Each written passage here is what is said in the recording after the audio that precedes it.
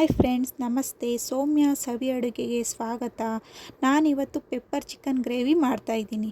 Chicken ಇಷ್ಟಪಡೋರಿಗೆ ಈ ಥರ ಸಿಂಪಲ್ಲಾಗಿ ಟೇಸ್ಟಿಯಾಗಿ ಮಾಡಿಕೊಟ್ರೆ ತುಂಬ ಇಷ್ಟಪಟ್ಟು ತಿಂತಾರೆ. ಹಾಗಿದ್ರೆ ಪೆಪ್ಪರ್ ಚಿಕನ್ ಹೇಗೆ ಮಾಡೋದು ಅಂತ ನೋಡೋಣ. 1 kg ಚಿಕನ್ ತೊಗೊಂಡಿದ್ದೀನಿ. ಇದನ್ನು ಒಂದೆರಡು ಸತಿ ತೊಳೆದು ತೆಗೆದಿಟ್ಕೊಂಡಿದ್ದೀನಿ. ಚಿಕನ್ ಎಲ್ಲ ಒಂದು ಬಟ್ಲಿಗೆ ಹಾಕ್ಕೊಳ್ತಾ ಇದ್ದೀನಿ. ಇದು 20 ನಿಮಿಷ ನೆನೆಸಿಡಬೇಕಾಗುತ್ತೆ. 2 ಸ್ಪೂನ್ ನಿಂಬೆ ರಸ ಹಾಕ್ತಾಯಿದ್ದೀನಿ. ನಿಂಬೆ ರಸ ಇಲ್ಲ ಅಂದರೆ ವಿನಿಗರ್ ಹಾಕ್ಕೊಳ್ಳಿ. ವಿನಿಗರು ಇಲ್ಲ ಅಂದರೆ ಮೊಸರು ಹಾಕ್ಕೊಬೋದು. ಈ ನಿಂಬೆ ರಸ ಹಾಕೋದ್ರಿಂದ ತುಂಬ ಸಾಫ್ಟಾಗಿರುತ್ತೆ, ಚೆನ್ನಾಗಿರುತ್ತೆ. ಚಿಲ್ಲಿ ಪೌಡ್ರು ಒಂದು ಅರ್ಧ ಸ್ಪೂನ್ ಹಾಕ್ತಾಯಿದ್ದೀನಿ. ಉಪ್ಪು ಒಂದು ಸ್ವಲ್ಪ, ಅರಿಶಿಣ ಒಂದು ಅರ್ಧ ಸ್ಪೂನು. ಈ ಥರ ನೆನೆಸಿ ಮಾಡೋದ್ರಿಂದ ತುಂಬ ಟೇಸ್ಟ್ ಬರುತ್ತೆ ಗ್ರೇವಿ. ಚಿಕನ್ ಅಷ್ಟೇ ಸಾಫ್ಟಾಗಿರುತ್ತೆ. ಇವೆಲ್ಲ ಹಾಕ್ಕೊಂಡು ಚೆನ್ನಾಗಿ ಮಿಕ್ಸ್ ಮಾಡಿ ಒಂದು 20 ನಿಮಿಷ ಬಿಡ್ತೀನಿ. ಟೈಮ್ ಇಲ್ಲ ಅಂದರೆ ಒಂದು 10 ನಿಮಿಷ ಬಿಟ್ಟರೆ ಸಾಕು. ಇದನ್ನು ಸೈಡ್ಗೆ ಇಡ್ತೀನಿ. ಇದಕ್ಕೆ ಡ್ರೈ ರೋಸ್ಟ್ ಮಾಡ್ಕೊಳ್ಳೋಣ. ಮೆಣಸು 1 kgಗೆ 3 ಸ್ಪೂನ್ ಮೆಣಸು ಬೇಕಾಗುತ್ತೆ.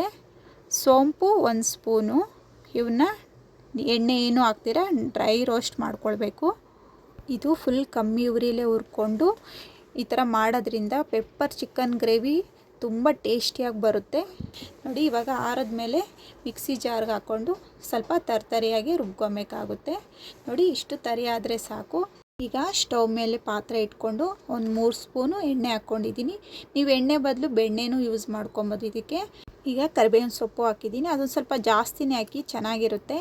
ಇದ್ರ ಜೊತೆ ಬೆಳ್ಳುಳ್ಳಿ ಸಣ್ಣ ಕಟ್ ಮಾಡಿರೋಂತಹ ಬೆಳ್ಳುಳ್ಳಿನೂ ಹಾಕ್ತಾಯಿದ್ದೀನಿ. ನೀವು ಬೇಕು ಅಂದರೆ ಜಜ್ಜಾದರೂ ಹಾಕ್ಕೊಬೋದು, ದಪ್ಪಗೆ ಜಜ್ಜಾದರೂ ಹಾಕ್ಕೊಬೋದು. ಬೆಳ್ಳುಳ್ಳಿ ಹಾಕಿದ್ಮೇಲೆ ಬೆಳ್ಳುಳ್ಳಿ ಸ್ವಲ್ಪ ಗೋಲ್ಡನ್ ಕಲರ್ ಬರೋಗಂಟ ಹುರ್ಕೊಂಡಾದಮೇಲೆ ಈರುಳ್ಳಿ 2 ಸ್ಲೈಸಾಗಿ ಕಟ್ ಮಾಡಿರೋ ಅಂಥದ್ದು, ಅದನ್ನು ಸ್ವಲ್ಪ ಗೋಲ್ಡನ್ ಕಲರ್ ಬಂದಮೇಲೆ ಹಸಿಮೆಣ್ಸಿನ್ಕಾಯಿ 2 ಹಾಕ್ಕೊಂಡಿದ್ದೀನಿ. ಇದು ಫ್ರೈ ಆಗ್ತಾ ಇದ್ದಂಗೆ ಒಂದು ಚಿಕ್ಕ ಟೊಮೊಟೊ ಅದನ್ನು ಹಾಕಿ ಫ್ರೈ ಮಾಡ್ಕೊಳ್ಬೇಕಾಗುತ್ತೆ. ಇದ್ರ ಜೊತೆನೇ 1 ಸ್ಪೂನ್ ಶುಂಠಿ ಬೆಳ್ಳುಳ್ಳಿ ಪೇಸ್ಟ್ ಹಾಕ್ಕೊಂಡು ಅದನ್ನು ಫ್ರೈ ಮಾಡ್ಕೊಳ್ಬೇಕು. ಮತ್ತು ಇದನ್ನು ನೀವು ಬ್ಯಾಚುಲರ್ಸು ಮಾಡ್ಕೊಬೋದು, ಮತ್ತು ಈಗ ಹೊಸ್ದಾಗಿ ಅಡುಗೆ ಕಲಿತಾ ಇರೋರು ಈ ಥರ ಸಿಂಪಲ್ಲಾಗಿ ಮಾಡ್ಕೊಬೋದು. ತುಂಬ ಚೆನ್ನಾಗಿರುತ್ತೆ.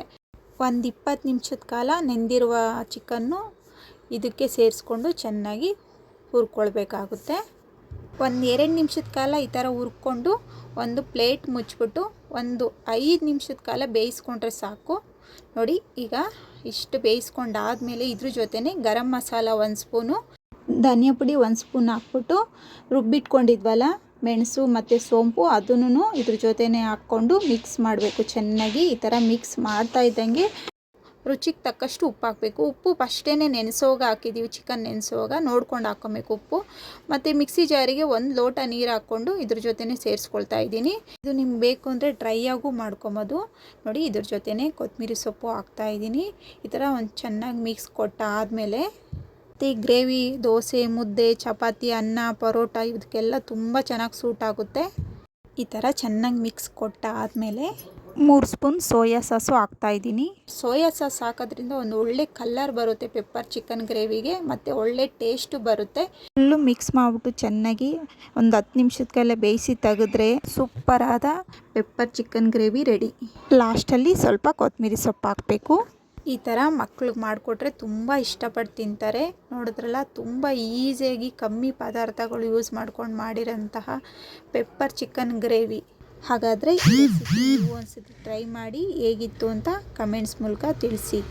ಹಾಗಾದರೆ ಈ ವಿಡಿಯೋ ಇಷ್ಟ ಆಗಿದೆ ಅನ್ಕೋತೀನಿ. ಈ ವಿಡಿಯೋ ಇಷ್ಟ ಆದರೆ ನಮ್ಮ ಚಾನಲ್ನ ಸಬ್ಸ್ಕ್ರೈಬ್ ಮಾಡ್ಕೊಳ್ಳಿ. ಪಕ್ಕದಲ್ಲೇ ಕಾಣುವ ಬೆಲ್ ಬಟನನ್ನು ಕ್ಲಿಕ್ ಮಾಡ್ಕೊಳ್ಳಿ. ಇನ್ನಷ್ಟು ಈಸಿ ರೆಸಿಪಿಯೊಂದಿಗೆ ಸೌಮ್ಯ ಸವಿ ಅಡುಗೆ ಚಾನಲ್ನ ನೋಡ್ತಾ ಇರಿ. ಧನ್ಯವಾದಗಳು.